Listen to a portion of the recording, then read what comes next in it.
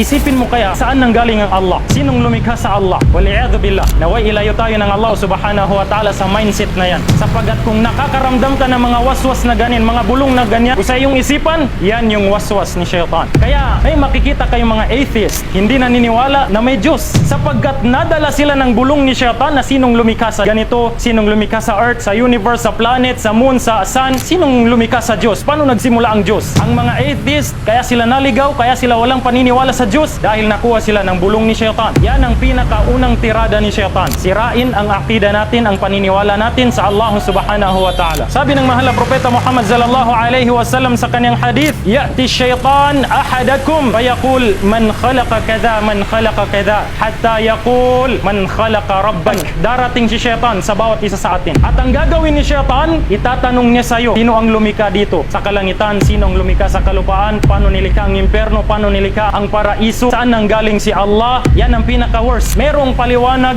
ang Allah sa kanyang sarili. Ang Asmaul Husna, yung 99 names of Allah. Aralin natin yan. Kung ano lang yung binanggit sa Quran, kung ano lang yung binanggit sa Sunnah, dyan ka lang. Alhamdulillah.